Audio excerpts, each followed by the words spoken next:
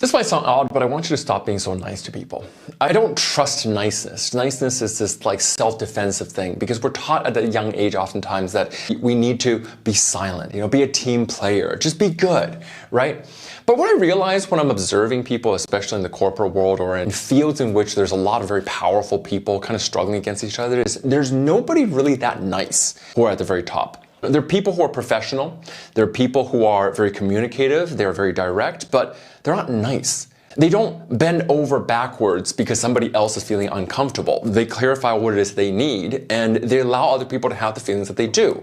They're not necessarily rude or narcissistic or mean or harsh or bullies about it, but they are assertive and they understand how to assert their communication and assert their needs and assert their boundaries without letting people step all over them.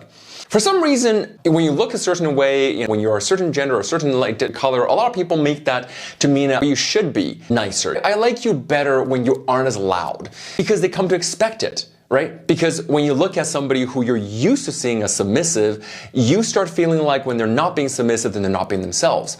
And that's a vision that we got to start changing. Because if you teach people it's okay to treat you that way, they're going to keep treating you that way. And more importantly, they're going to treat everyone who looks like you that same way.